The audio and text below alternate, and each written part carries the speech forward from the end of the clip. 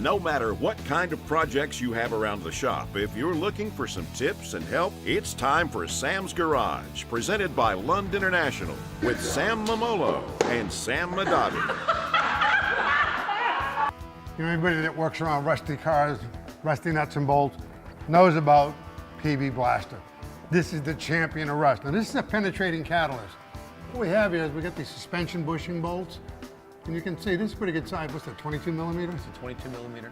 And it's really rusty. What this penetrating catalyst does is it gets up there, you spray it on, it has a wicking action. It wicks into the threads. And watch your eyes, and we'll spray a little on there. Have, you know, some safety glasses on. Spray a little on and let it work. And I'll tell you, once it starts to work, really does a good job. What I like to do is spray some on, do another job, come back, spray a little bit more on there, let it penetrate. But here's the key. Show them the wrench you got there, buddy. Got a big 22 millimeter wrench. Right. And the biggest thing is you guys have to remember, this is a lot of torque being addressed onto that nut. And you want to go really slow when busting this nut loose. Right, and do not use an impact gun because this is rusty and it's going to pick up, gall the threads, and once the threads start to gall, that's it. You end up cutting things off. So now they also make a nice product. It's called a multi-purpose lubricant. You know, this has some lubricating characteristics, but it's really a penetrant. A lubricant you can use in conjunction with it. Once you get that broken loose, put a little bit of the multi-purpose lubricant on it, and then once it starts to turn, it'll help. Let's see if we can turn that loose. All right, easy, nice and slow. It moves, and now I'm going to take some Blaster multi-purpose. Watch your eyes. And again, just a little bit. You don't need much. Go ahead. And for you guys in a shop environment where you're doing this for customers, you're saving yourself time, and the most importantly, you're saving the customer money. And if you get an older car and you break stuff, you know, then you got to go hunting parts. That's coming off so nice and easy. And go ahead. Where this comes in really handy, Sam, Honda spark plugs get stuck, especially the #1 spark plug for no reason. We don't know why, but they get stuck. We use this all the time. Customers come in, the spark plug is stuck, mechanics in the previous could not get it out. We take the penetrating PB Blaster, spray it in there, work our spark plug loose to where we got a gap, and then we spray the lubricant in there generously, and we work the spark plug back and forth, and the spark plug does eventually come out. And you know, when you're dealing with all these rusty nuts and bolts and you're putting penetrating catalyst on it and you're putting in the universal lubricant on it, stuff's going to roll. You're going to get it on your tools and so on. PB Blaster makes a great citrus-based degreaser. This does an awesome job for cleaning up your tools, and of course it protects them. It'll take adhesive and sticky stuff off any surface. It's a great cleaner. And by the way, this multi-purpose lubricant has thousands of uses. You don't have to be a car guy. It's got a Teflon fluoropolymer base. This really does a great job lubricating anything. You want to put some more on that and take this all the way off? Yeah. You know, I'm not done yet. You clean the tools. I just wanted to show how to clean the tool. Oh, I can't move. I can't move. Go ahead, you do it. Oh boy, you're so strong. Oh, God. I can't wait till I grow up like you. One day. You're almost getting there. Well, see, I'm choking up on it. You're doing a good job. You know, around the house you can use this too. Nothing more irritating on a garage door. See if that'll quiet it down. Put a little PB universal. Look at already the squeal's gone. And the more you use it, the more it'll go away. Sure. And this works, you can use it on hinges, especially good on your garage door rollers and any of these pivot points. Don't forget those garage door pivot points need to happen. If you've got a power opener and you haven't done this in a long time, you're overworking your opener. A little bit of this on here. Look at that. By the way, put a little in this lock, will you? Somebody painted this lock, put a little bit of that in there. Much better than putting any graphite stuff in the lock. Make the key work a whole bunch better.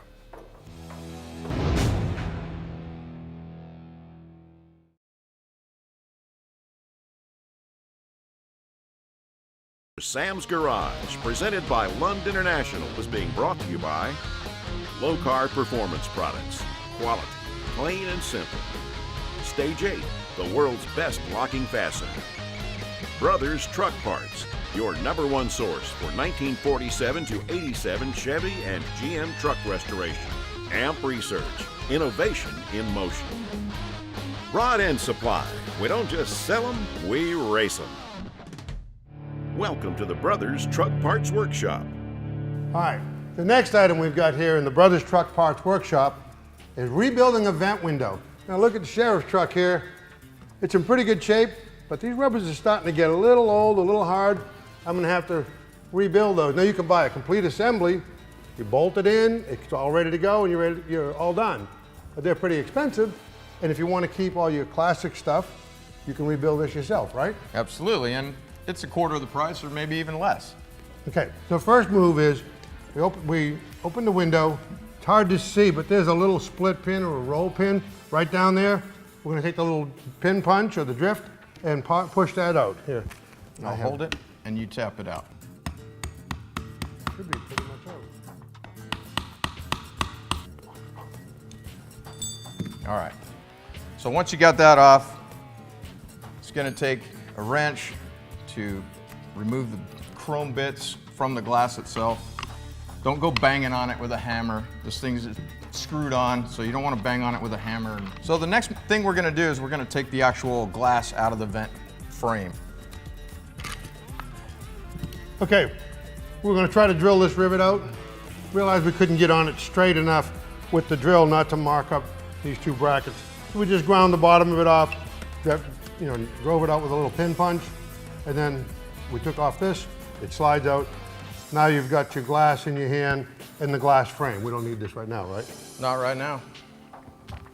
Okay. Now typically what you would do is you'd go put some masking tape on that, shoot a nice fresh coat of paint on there. On the frame. On the frame. So like Sam mentioned earlier, this came out of Bojangles and we're not putting it back in. So we're not gonna get overly technical about cleaning this thing up. Sure. All right, now we're just gonna take our glass channel out. That's this channel back here. And I wouldn't be surprised if it breaks into pieces as we yank it out because it's 100 years old. Yep. Not bad at all. And then that exposes some rivets back here in the back part of the channel. Those are gonna allow you to remove this vertical piece of rubber here. And we need to do this one and this one, this one and this one. Let's take the heads off it, should be able to drive them out. Ready to go?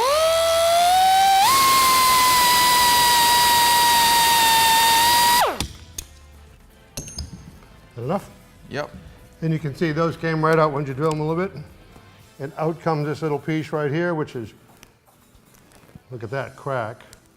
Yeah, that's hard and crusty. That's years and years of weathering. You can see how nice and pliable this is, and this is not. Right. So. And so you can see the new piece actually has reliefs in it for your rivets, so when you put those back in, you'll know exactly where to put them through. Right. Our next move is to come in here and take the frame apart by removing the couple of rivets that hold the frame together down here at the bottom. I've gotten my rubber out, I'm about to put my new rubber in. Look, make it easy on yourself. Get a soapy water solution or some glass cleaner, maybe even a little silicone detailing spray. Just give this thing a little squirt because it's got a wedge right down in this channel right here, and it's just gonna be a lot easier if you got some sort of lubricant on the rubber before you start.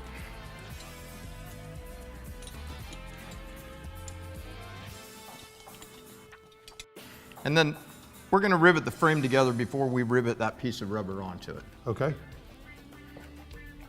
So what we need here is a bag of rivets. And just like an aircraft rivet, this is blind. Gonna put it in there. We're gonna strike this side. Good job. Beautiful. And we're gonna get it all the way down. And then make sure your pivot goes below that pivot. Get a little bit more. All right. Oh, yep. I'm gonna put this washer back on here, along with our phenolic Rivet buffer. in there. Get my spring on there. Looking good. I'll put this and the nut back on just to kind of hold it in place. And our last thing to do is to take this pivot rivet, which is slightly different than the rest of the rivets, got a little shoulder on it. Stick that in. I'm glad you're here. There you go. All right, that can be a little tricky with the glass there, but take your time. And then I'm gonna put a little tension on this so that the vent doesn't just flop open and close too easily. That's what this spring is for. I'll fold my tabs over. I cleaned this up and painted it. I didn't do anything to the glass or the frame. I just took it to the sink and washed it with soap and water, a little brush. Made it look a whole bunch different. We're gonna stick a vent window handle on that. We will be finished.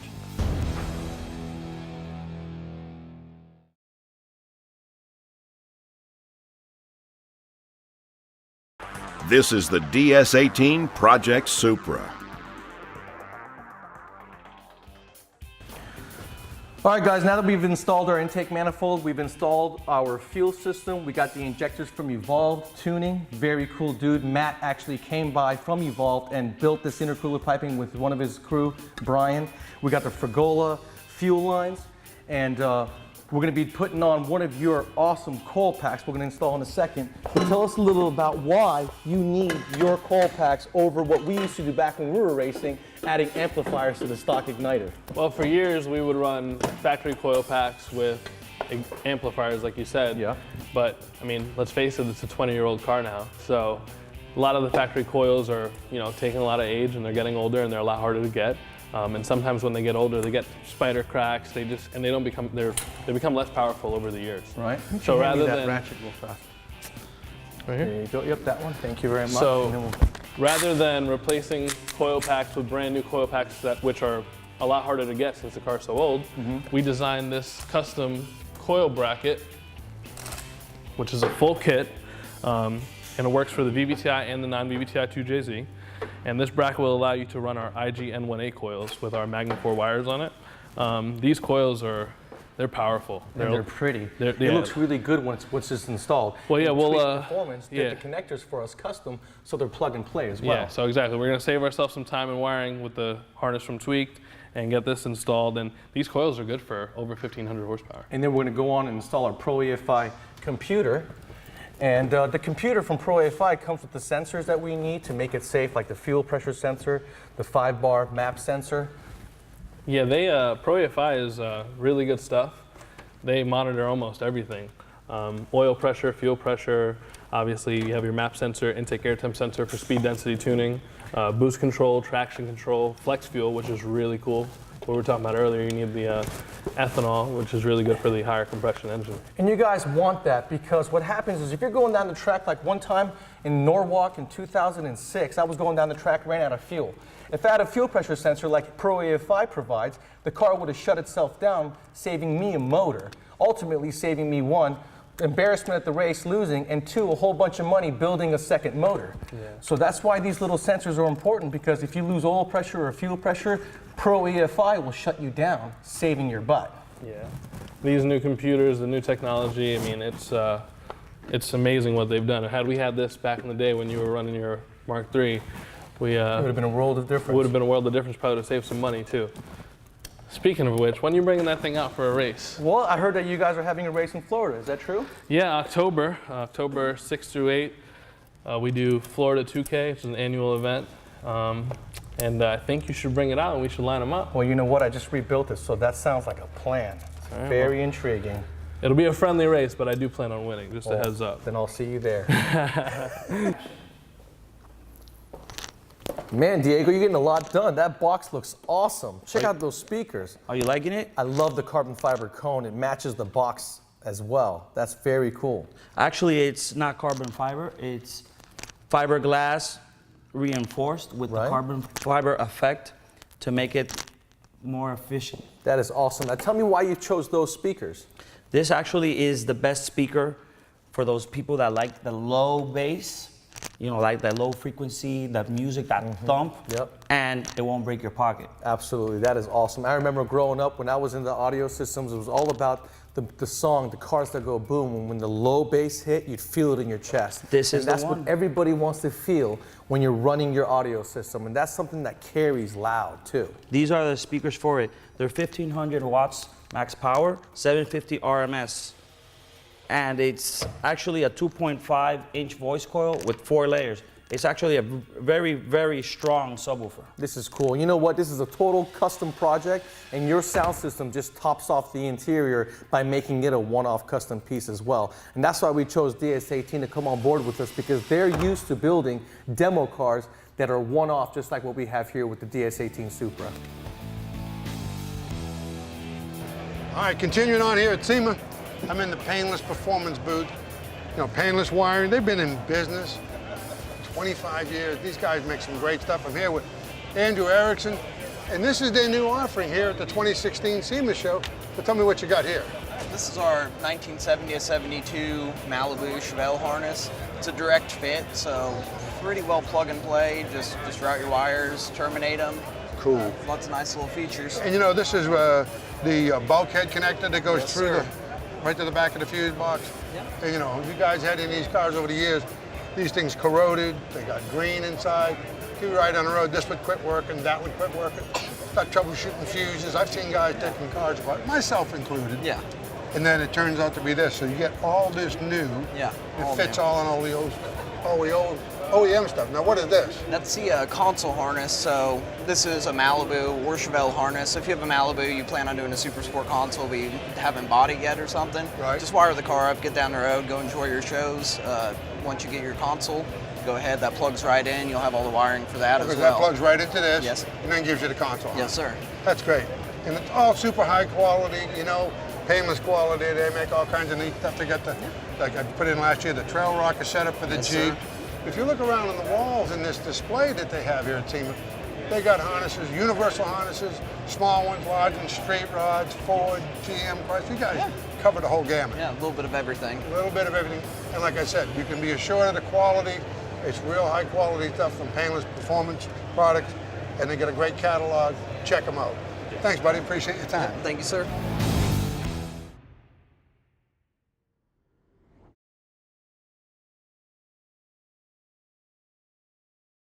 Sam's Garage, presented by Lund International, has been brought to you by DS18. We like it loud. Appalachian Tourism. Virginia is for lovers. AVS, inventor of the Vent Visor Side Window Deflector. HE&M Saw, the saw that cuts straight. Finally, here's an economical solution to a cracked dash pad in your Dodge Ram. Now this happens to be for a 1998 to 2002 Ram 1500, 2500, 3500. It's a completely molded replacement dash pad. Look at this thing, it's strong. It's really strong thermoplastic, and it has in the paint UV inhibitors to protect it from shrinkage and warpage with the heat. Now this thing comes complete with the A-pillar seals and your defrost vents that are color-coded. This is a great way, it comes with the fasteners, a great way to really straighten out and change up your dash.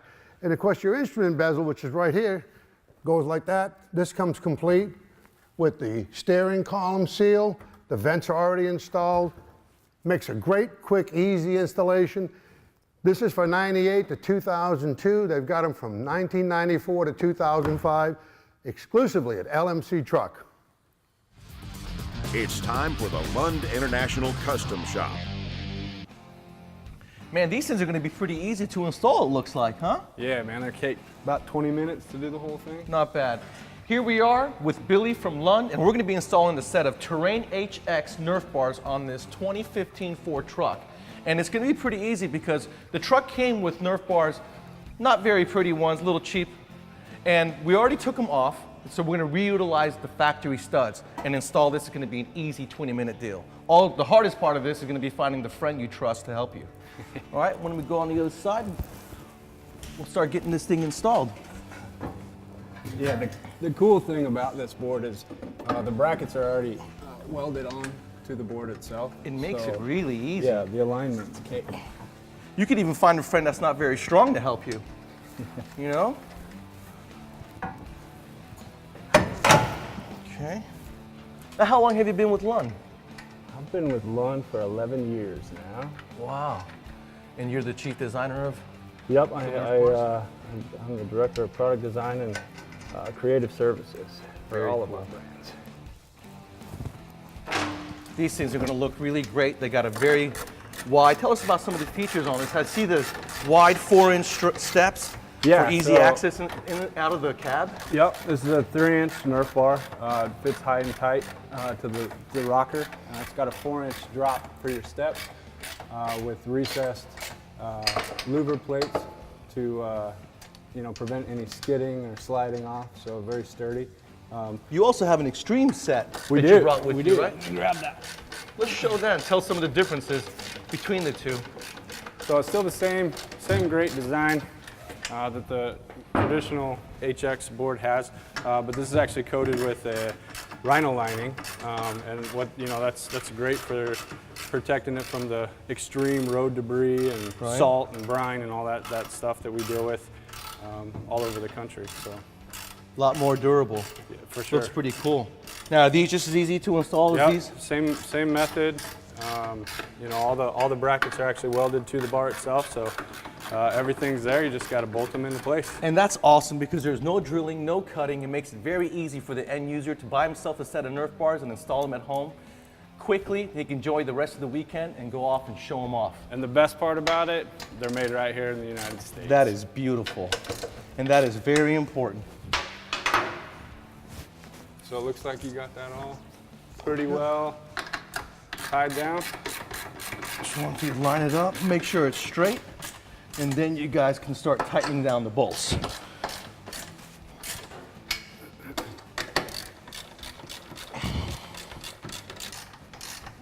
Man, I can't believe how easy that was. We install a lot of aftermarket Nerf bars over the years at our shop, and this was absolutely painless. It didn't even take 20 minutes. Right. I And- figured and 5 it's- minutes on this side, 5 minutes on the Right. other. And it's a one-man or two-man job. Obviously, we got the lift here. A couple of install tips for you. If you are doing it by yourself, jack stands come in handy to hold up each side so you can get them into place and tighten down your hardware and get them going. But like I said, either way, one man, two man. And you've added install, slots. take. Yeah. For you could start the top nut Right. with the slot. It'll hold it in place, and you could nut a couple of the lower Right. studs, and it makes it very easy. So if you guys want a set of awesome Nerf bars for your truck, look at Lund at the Terrain HX. Well, you guys, we've got the mascot in almost every DS18 shoot, and we want to do a little contest, and you guys find out where the mascot Wolfie is in every episode.